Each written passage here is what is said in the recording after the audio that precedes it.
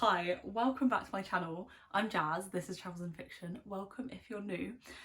Today I have the ultimate not a TBR game for mood readers.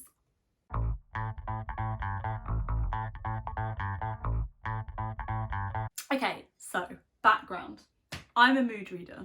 I have in the past tried to create a TBR game. You never saw it because it went bad because I know that I'm a mood reader. Why did I try to create a TBR game? FOMO.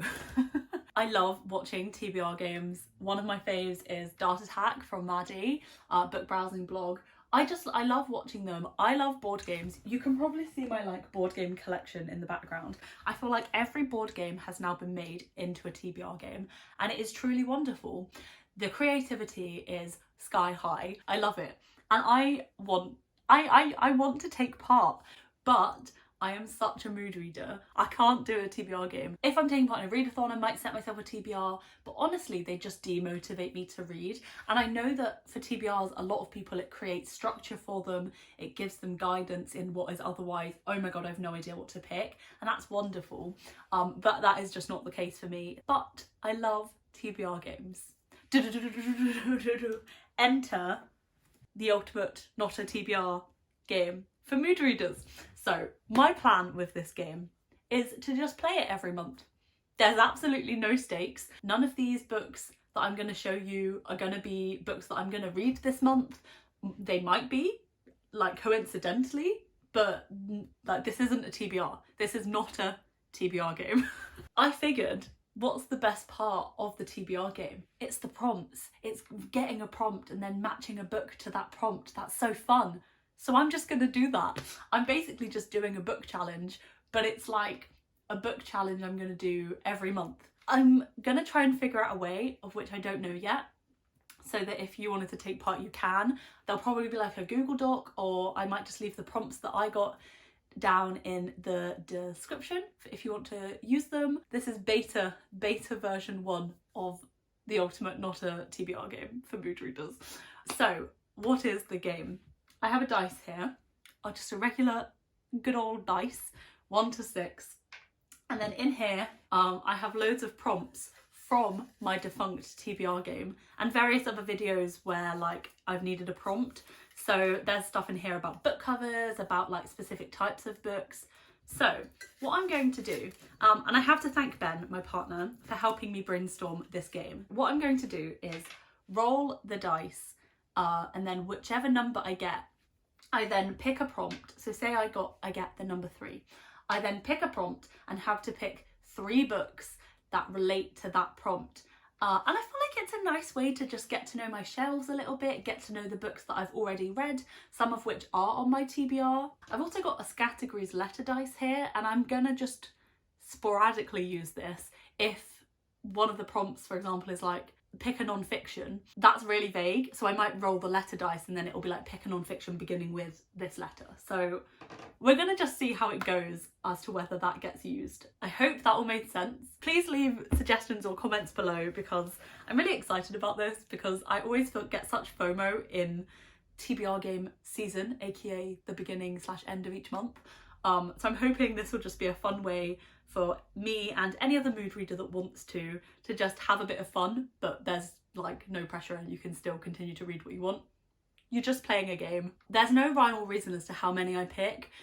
We'll just see how many books. Obviously if it rolls a 6, then I might do less prompts because that'll be showing you a few books. So let's see. Let's wait and see how we go. Because I really don't know what I'm doing. I'm just having a good time. I would, if I was organised, be able to show you my roll as well, but I've only got my phone as my camera, so I can't move the camera to show you my roll and then move the camera back. That is too much hassle. So I'm gonna roll and then I will just tell you what roll I got. Maybe I'll roll here so you can see. I think you can see this little corner. Okay, oh, I'm so excited. Oh my God, we got 6. Okay, 6. That is gonna be hefty. Right, let's pick a prompt. Okay. Ooh, interesting. Okay, we've got a book with a name in the title. 6 books with a name in the title. I'm gonna take my coffee for this one. Christ. Okay.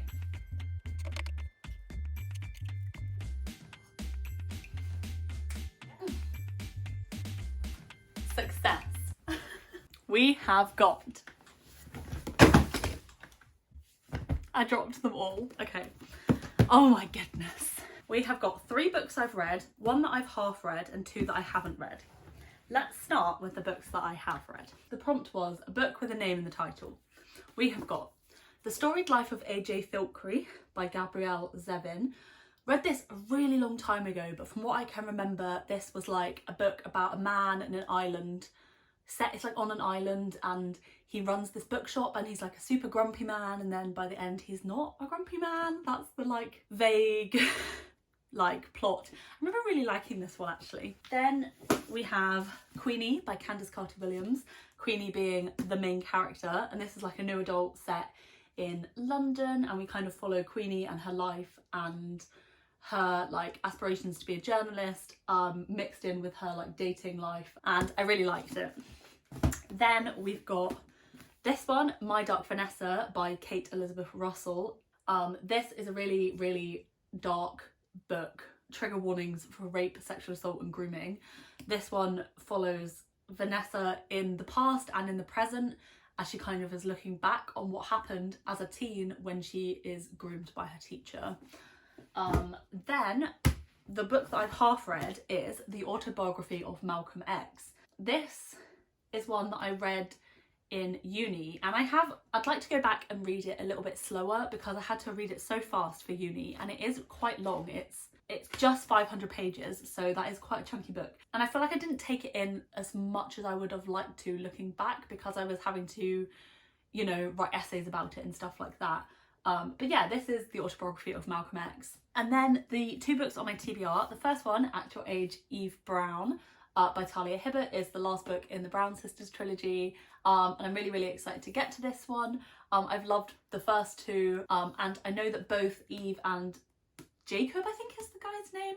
Yeah, Jacob, are both autistic, and so that's really great rep to see in a romance book, and I just love these books. So that's that one. And then the very last book is Doreen by Barbara Noble. This is a book that I picked up at Persephone Books, which is a bookshop in London, and they kind of, I think they reprint like books by women that were kind of weren't published or are lost. That might be like slightly incorrect, but that's kind of the concept of their publishing house. And this book, I'll just read the first few lines of the preface.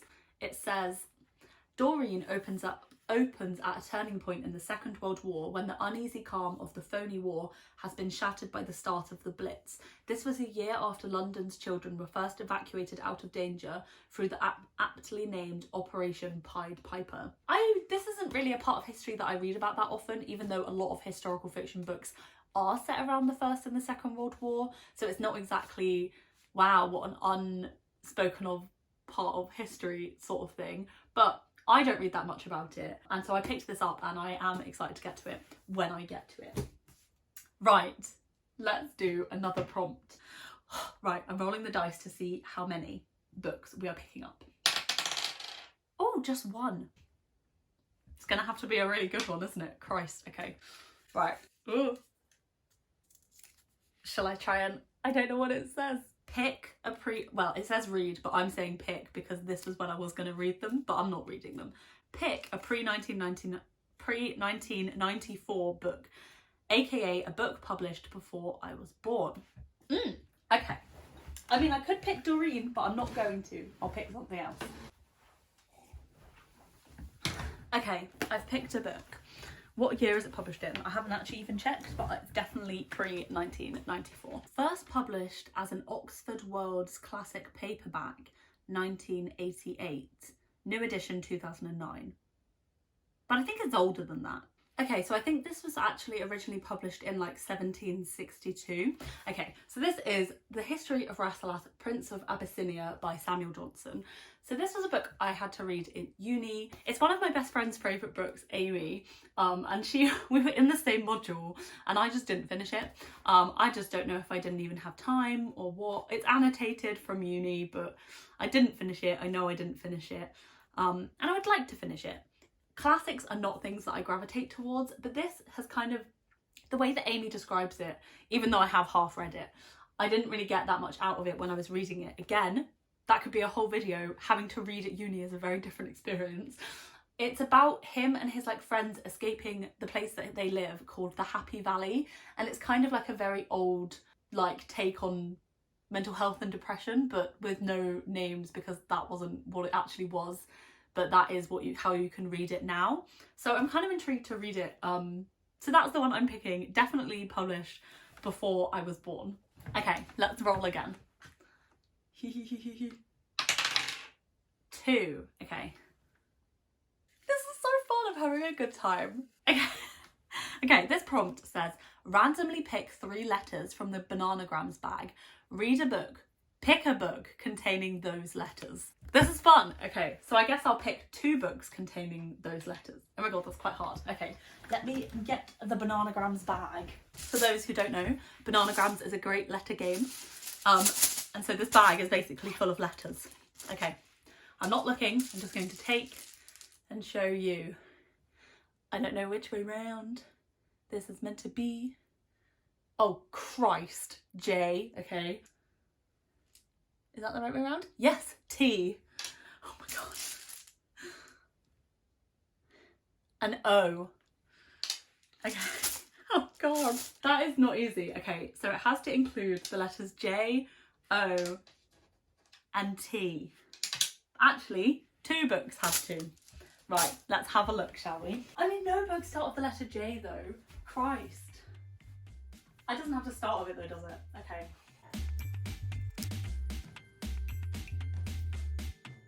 How many do I have to pick? Just 2? Oh, I've done it. She's only gone and done it. Oh my god, I'm actually so surprised that I've done it.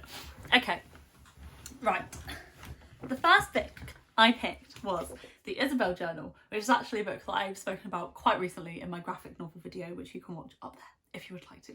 This is by Isabel Harrop. We've got T, the J, journal, O, journal. This is a graphic memoir, novel, don't really know. And it's kind of just like a scattering illustration of thoughts. And it's a really great one to pick up and down, dip into and have a little giggle and then like put that down. And then the second book that I have is How to Love a Jamaican by Alexia Arthurs. We've got T, 2, O, U, and J, Jamaican. I actually can't believe I did that. I thought that was going to be impossible. This is one that is on my TBR and actually is one I'd like to get to quite soon. Just saying. Not a TBR. Not a TBR game. This is a collection of short stories about Jamaican immigrants and also their families back home in Jamaica. So we follow like a selection of different people and I've just heard really, really good things about this book, and I really am intrigued and wanting to read more short story collections. So this is this one that fulfills that very specific prompt. Right, let's put my bananagrams letters back in the bag. Let's roll the dice. 5. Oh my god, maybe this is one to end on. Let's see. We got 5. The final prompt. Give it a big shake. Ah. Okay. A book with a 1-word title. Okay, 5 books with 1-word titles. Okay, right. This might be one to end on. We'll see. I'm trying to pick a few that I haven't really spoken about before, because this isn't too hard of a prompt, but I want them to be interesting.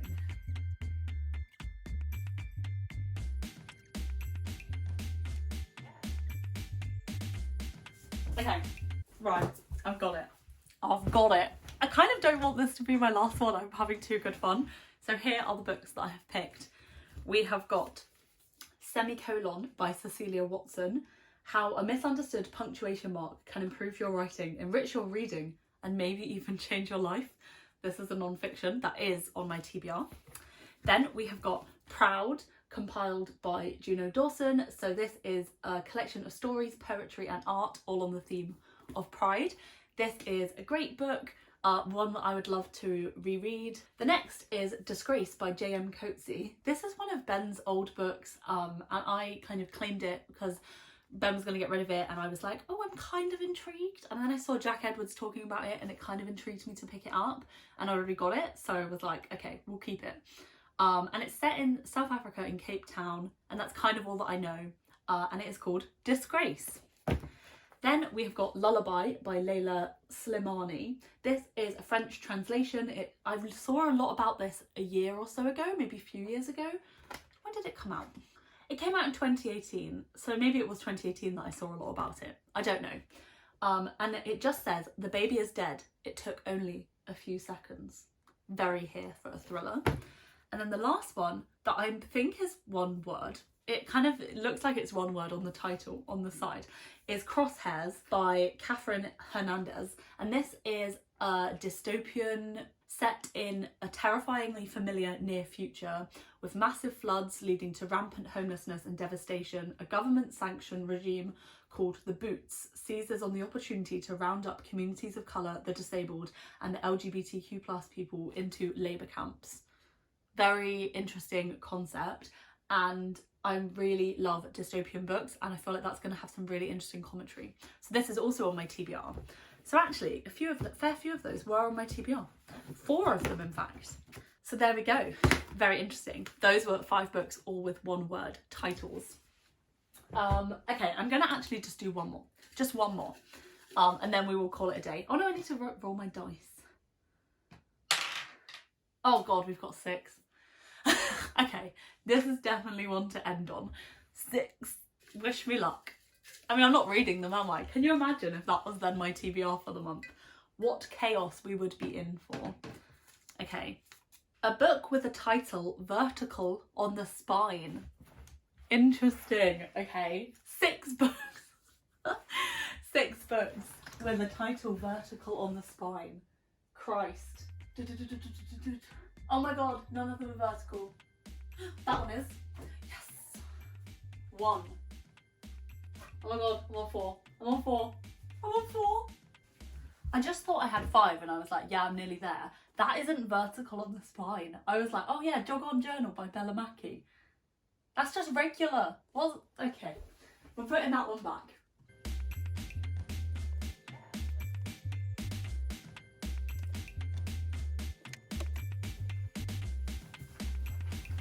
We did it. Okay, my God. These are all really chunky, which I guess makes sense, because if a book is going to have a vertical spine, it needs to have room for it to be vertical, you know? Woof. How many of these are my TBR? 1, 2, 3. That's not on my TBR, that's just Ben's book. Although maybe it should be, I don't know. Right, let's talk them through. So the first one is The Book of Life by Deborah Harkness. Vertical.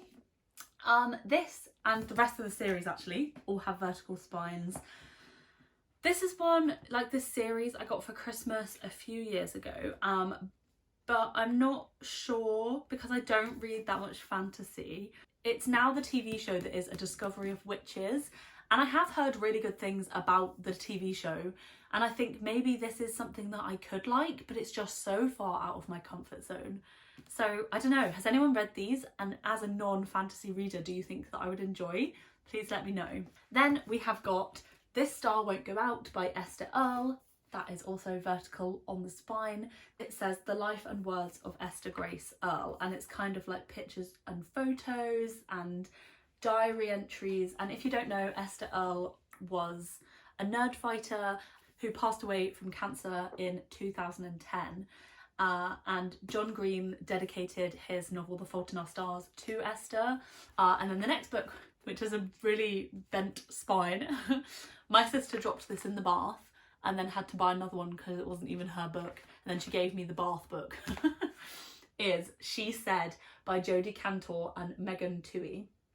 And this is about the Harvey Weinstein scandal, and I read Catch and Kill last year and I really, really enjoyed it, and that was also about that scandal, and so I'm really now intrigued to read this and how it kind of ties in with everything I now already know about that scandal from Catch and Kill. So that's that one. Then we've got The Snow Child by Owen Ivy. This is a book that I have read actually, and it's kind of like, the thing is I don't read fantasy, so I don't know how to describe what type of fantasy it is. but it was really lovely to read. I loved reading this book. I remember loved reading this book. Very atmospheric for this time of year. Then the next one is It by Stephen King. This is a chunky book. How long is this book? Over 1,000 pages. I don't really know that I have any intentions of reading this, but Ben really liked it when they read it, so I'm intrigued. We'll see. And then the next book is The Book of Form and Emptiness by Ruth Ozeki. This is one I actually got for Christmas. There it is on the spine. I don't really know that much about it. I think it has like a magical element to it, and it seems to be a book that kind of is also about books, so I'm really intrigued. I'm surrounded by books. That is me done. How many prompts did I do?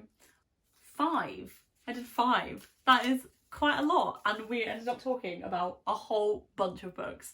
Thank you so much for watching. If you would like to take part, I'm going to leave the prompts in the description.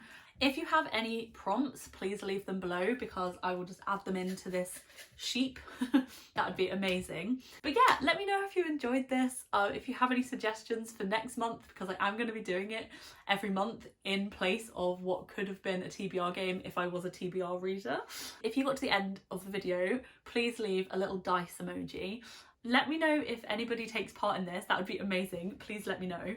Whether it's just like on Instagram or you make a video, or I don't know, just let me know because that would be really, really cool. And I hope that you enjoyed it, and I will see you in a new video. Bye.